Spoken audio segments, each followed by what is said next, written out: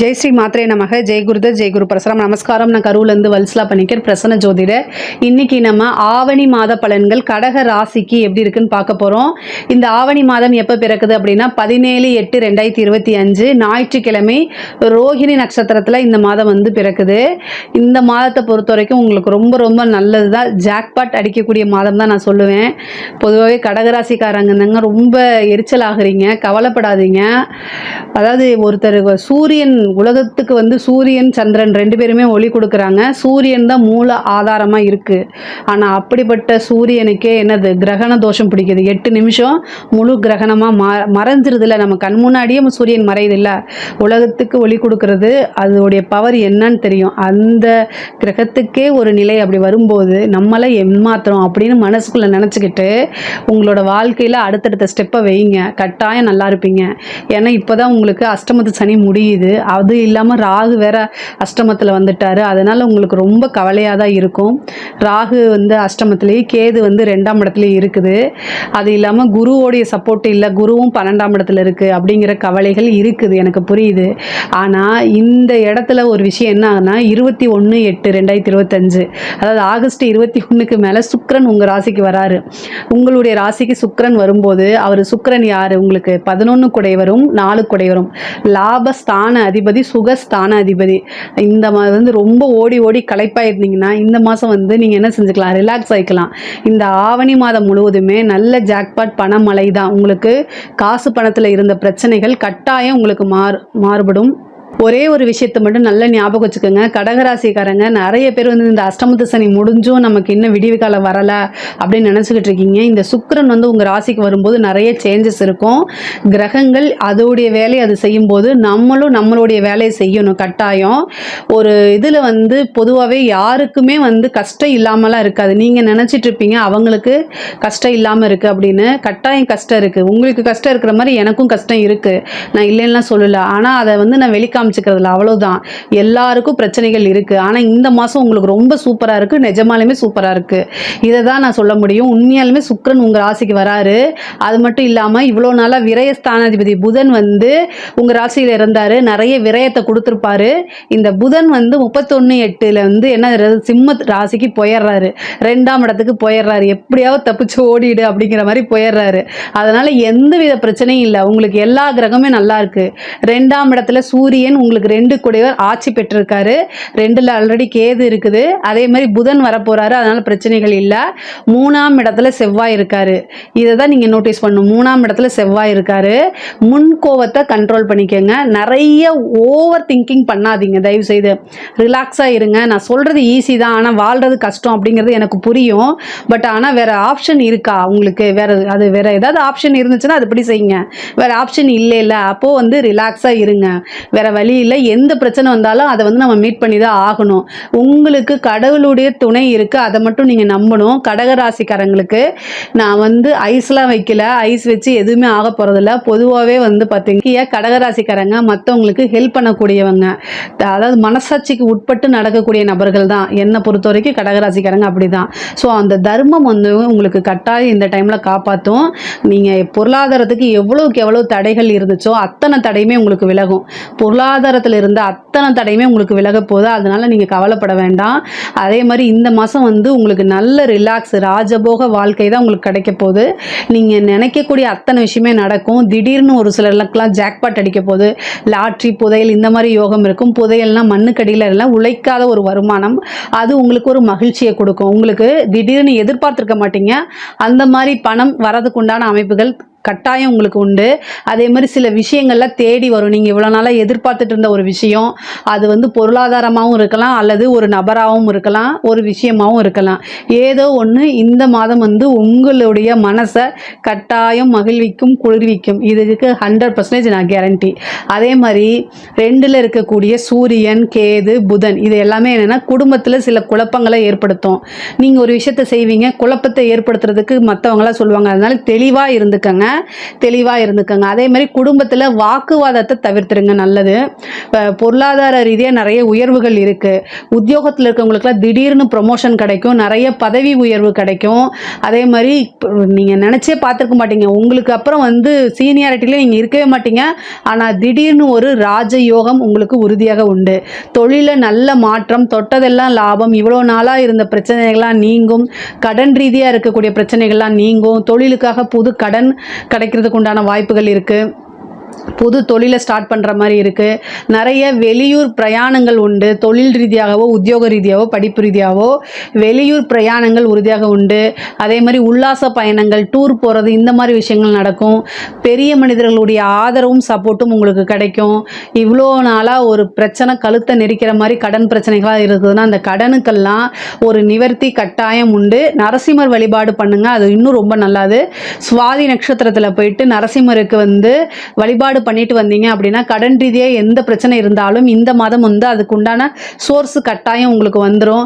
நீங்கள் ஏதாவது லோனுக்கு ட்ரை பண்ணிட்டு இருந்தீங்க, அந்த லோன்லாம் கிடைக்கிறதுக்கு உண்டான அமைப்புகள் இருக்குது. படிக்கக்கூடியவங்களுக்கு படிப்பில் நல்ல படிப்பு, நல்ல மாற்றங்கள் இருக்குது. நல்ல ஞாபக சக்தி, புத்தி கூர்மை, அறிவு எல்லாமே ரொம்ப நல்லா இருக்குது. நல்ல மார்க் எடுக்கிறதுக்கு உண்டான அமைப்புகள்லாம் இருக்குது. தேர்ச்சிகள், அதாவது நீங்கள் ஏதாவது போட்டித் தேர்வு எழுதுறீங்கன்னா அதில் தேர்ச்சி வர்றதுக்கு உண்டான அமைப்பு இருக்குது. இந்த கவர்மெண்ட் ஜாப்பில் ட்ரை பண்ணிட்டு இருக்கவங்களுக்கு அதாவது கவர்மெண்ட் ஜாப் ட்ரை பண்ணிட்டு இருக்கவங்களுக்கு பதவி கிடைக்கும். 4 குடைவரும் சுக்கிரன் தான், அவர் 11 குடைவர். அப்போ உங்களுக்கு விருப்பமான பதவிகள் கிடைக்கிறதுக்கு வாய்ப்பு இருக்கு. ஒரு சிலருக்குல பேங்க்ல கிடைக்கிறது, அதே மாதிரி IPS IAS ஆகிறதுக்கு உண்டான அமைப்புகள்லாம் இந்த மாதம் இருக்கு. ஒரு நல்ல செய்தி உங்களை கட்டாயம் தேடி வரும். உங்களுக்கு நல்ல குட் நியூஸ் வரதுக்கு உண்டான வாய்ப்புகள் இருக்கு. 2ஆம் இடத்துல சூரியன் கேது சம்மந்தப்படுறதுனால நீங்கள் என்ன குடும்பத்தில் வாக்குவாதத்தை தவிர்க்கிறது ரொம்ப ரொம்ப நல்லது. நீங்கள் பேசக்கூடியவங்களாக இருந்தாலும் சரி, பழகக்கூடியவங்களாக இருந்தாலும் சரி, நிறுத்தி நிதானமாக அவங்கக்கிட்ட ஹேண்டில் பண்ணுங்கள். ஏன்னா இந்த மாதம் வந்து இந்த கிரகண அமைப்புகள் இருக்குது. பொதுவாகவே வந்து செப்டம்பர் மாதம் 7ஆம் தேதி மட்டும் நல்ல காரியங்களை தவிர்க்கிறது ரொம்ப ரொம்ப நல்லது. ஏன்னா அன்னைக்கு வந்து கிரகண அமைப்பு, கிரகணம் இந்த இந்தியாவில் தெரியலனாலுமே அது ஏதோ ஒரு மூலையில் இருக்குது. ஸோ அந்த டைமில் வேண்டாம். அதுவும் குடும்ப ரீதியாக ஏதாவது ஒரு நல்ல சுப காரியங்கள் அப்படின்னா அந்த நாளை தவிர்த்துறது ரொம்ப ரொம்ப நல்லது. அதே மாதிரி 2 குடையவர் குடும்ப ஸ்தானாதிபதி. அதே மாதிரி 2 அப்படிங்கிறது கண்ணையும் குறிக்கக்கூடியது. சூரியன்னா ஒளி, அதனால கண்ணில் ஏதாவது பிரச்சனைகள், கண்ணில் நரம்பு சம்பந்தப்பட்ட பிரச்சனைகள் வரத்துக்கு வாய்ப்பு இருக்குது. அதனால கவனமாக இருங்க. பொதுவாகவே உங்களுடைய ராசியை பொறுத்த வரைக்கும் ரொம்ப பொருளாதார ரீதியாக நிறைய மாற்றங்கள் எல்லாம் இருக்குது. அதே நேரத்தில் தேக ஆரோக்கியத்தில் கவனமாக இருக்கணும். புதன் அப்படின்னாலே நரம்பு மண்டலத்துக்கு அதிபதி, அதே மாதிரி ஸ்கின்னுக்கு அதிபதி. ஸோ பிரெயின் சம்மந்தப்பட்டதும் அதை குறிக்கக்கூடியது. அதனால் இதெல்லாம் கவனமாக இருக்கணும். இந்த மாதிரி ஏரியாக்களில் கவனமாக இருங்க. அதே மாதிரி சூரியன் புதன் கேது செய்கிறதுனால நரம்பு அப்படின்னா அது பிரெயினுக்கு போகிற நரம்பையும் குறிக்கும், ஹார்ட்டுக்கு போகக்கூடிய நரம்பையும் குறிக்கும், கண்ணுக்கு போகக்கூடிய நரம்பையும் குறிக்கும். இந்த 3 விஷயங்களே ரொம்ப ரொம்ப கவனம் தேவை. அது ரீதியாக மருத்துவ செலவு வரதுக்கு உண்டான வாய்ப்பு இருக்குது. அதனால் கவனம். ஏன்னா புதன் 12 குடையவரும் அவர் போய் 2ல் உட்காராரு. அப்போ மருத்துவ செலவு இல்லை ஏதோ ஒரு விரயம் பண்ணுற மாதிரி இருக்கும்.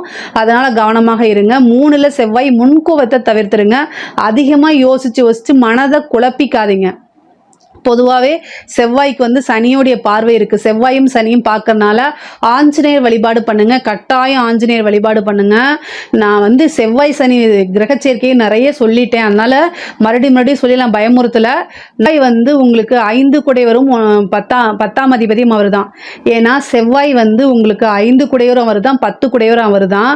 ஸோ அதனால் வந்து பொதுவாகவே வந்து 10ஆம் அதிபதி கர்மஸ்தானம், 10ஆம் அதிபதி வந்து கர்மஸ்தானமாக இருக்கனால 9 குடைவர் யார் அப்படின்னா சனி. ஸோ 10, 9 இதெல்லாம் கனெக்ட் ஆகும்போது 8, 9, 10 இதெல்லாம் கனெக்ட் ஆகும்போது நீங்கள் என்னென்னா தந்தையாருடைய தேக ஆரோக்கியத்தில் கூடுதல் கவனம் தேவை. கருமம் செய்யக்கூடிய அமைப்பு இருக்கிறனால இந்த மாதம் ரொம்ப கவனமாக இருக்கணும்.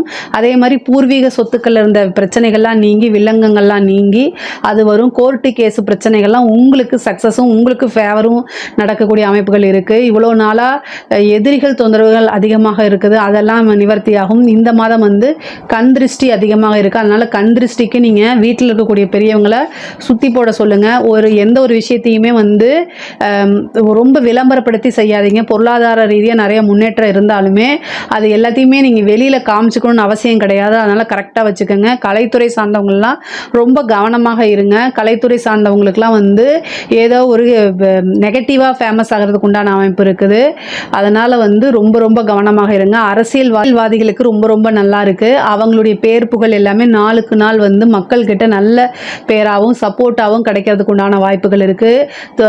உங்களுக்கு வந்து ஏதாவது சீட் கிடைக்கிறதுக்கு உண்டான வாய்ப்புகள் இருக்குது. இந்த எலெக்ஷனில் நீங்கள் போட்டி போட்டிங்கன்னா ஒரு நல்ல சீட் கிடைக்கிறது, ஒரு புதுசாக ஒரு விஷயங்களை தொடங்குறது, இந்த மாதிரி அமைப்புகள் இருக்குது. அரசாங்கத்துறையில் இருக்கவங்க ரொம்ப கவனமாக இருக்கணும். கோச்சாரத்தில் சூரியன் கேது சேருது, கிரகணமான அமைப்புகளும் இருக்கனால அரசாங்கத்துறையில் இருக்கிறவங்க ரொம்ப கவனமாக இருக்கணும். அது ரொம்ப ரொம்ப நல்லது கிடையாது. உயர் அதிகாரியுடைய அழுத்தங்களுக்கு ஆளாகலாம். ஸோ அதனால் உங்களால் அதை நீங்கள் வந்து அவங்க சொல்கிறத அப்படியே கேட்டிங்கன்னா அது உங்களுடைய வேலைக்கோ அல்லது உங்களுடைய பேருக்கோ ஆபத்து வர்றதுக்கு உண்டான அமைப்பு இருக்கனால முடியல அப்படின்னா தலைவலி காய்ச்சல் அப்படின்னு ஹாஸ்பிட்டலில் போய் சும்மா அட்மிட் ஆகிட்டு படுத்துக்கோங்க. ரிட்டன் ஆர்டர் இல்லாமல் எதுவுமே செய்யாதீங்க. அது உங்களுக்கு நல்லது கிடையாது. உயர் அதிகாரிகளுடைய இதுக்காக உங்களை வந்து பழி வாங்கிடுவாங்க. அப்புறம் வந்து உங்களுக்கு வேலையும் போய் பேரும் போய் அதுக்கப்புறம் கோர்ட்டு கேஸுன்னு அலையிற மாதிரி வந்துடும். இந்த காலகட்டம் கிரகண காலகட்டமாக இருக்கனால அரசாங்க அதிகாரிகள் ரொம்ப கவனமாக இருக்கணும். பெண்களை பொறுத்த வரைக்கும் கணவருடைய தேக ஆரோக்கியத்தில் கவனமாக இருக்கணும். குடும்ப சூழ்நிலைகள் சரியில்லாதனால குடும்பத்திலிருந்து உங்களுக்கு பெரிய சப்போர்ட் கிடைக்காது. ஆனாலும் உங்களால் சமாளிக்க முடியும். கடகராசியில் இருக்கக்கூடிய பெண்களே என்னை பொறுத்த வரைக்கும் ஒரு தியாகமான பெண்கள் தான் நான் சொல்லுவேன், மற்ற ராசியில் இல்லாததுனால. ஏன்னா வந்து உங்களுடைய ராசிக்கு அதிபதி சந்திரன் அவர் வந்து தேஞ்சு வளர்றாரு. அது மாதிரி நாளுக்கு நாள் என்னென்னா உங்கள் குடும்பத்துக்காக நீங்கள் நிறைய உழைச்சி கஷ்டப்பட்டு அப்புறம் உங்களுக்குள்ள நீங்களே அழுது இதெல்லாம் மாறி தான் வரும். அதே மாதிரி கஷ்டமான சூழ்நிலைகளை அழுகுங்க, தப்பே கிடையாது. உடைஞ்சு அழுகுங்க, தப்பு கிடையாது. ஆனால் உங்களுடைய ரகசியங்களை மற்றவங்ககிட்ட ஷேர் பண்ணாதீங்க. குடும்ப சூழ்நிலை சரியில்லாத காலகட்டமாக அது இருக்குது. ஏன்னா குடும்பஸ்தானத்தில் ஒரு கிரகணம் நடக்க போகுது. சூரியன் புதன் கேது சேருது. இந்த கிரக இணைவு குடும்ப ரீதியாக உங்களுக்கு நல்லதில்லை. அதனால் மன ரீதியாக சங்கடங்களை சமாளிக்கிற மாதிரி வரும்.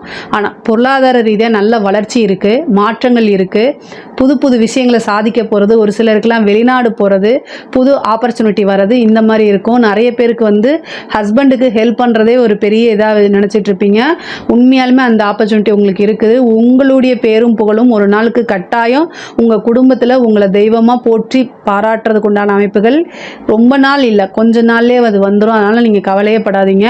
உங்களுக்கு ஆடை ஆபரண சேர்க்கை இருக்குது. பொதுவாக கடகராசிக்கு இந்த மாதம் வந்து வீடு கட்டக்கூடிய அமைப்பு, வீடு வாங்கக்கூடியது, புது வாகனங்கள் வாங்கக்கூடியது, அது தொழிலுக்கோ உத்தியோகத்துக்கோ அந்த மாதிரி அமைப்பு இருக்குது. தொழில் ரீதியாக உத்தியோக ரீதியாக வெளிநாடு போகக்கூடிய அமைப்புகள் இருக்குது.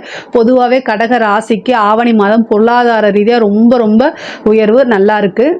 இதில் ஏதாவது சந்தேகங்கள் இருக்குது அப்படின்னா கமெண்ட்ஸில் கேளுங்க, நான் கண்டிப்பாக ஆன்சர் பண்ணுறேன். நம்மளுடைய சேனலை லைக் பண்ணுங்கள், ஷேர் பண்ணுங்கள், சப்ஸ்கிரைப் பண்ணுங்கள். நன்றி, வணக்கம்.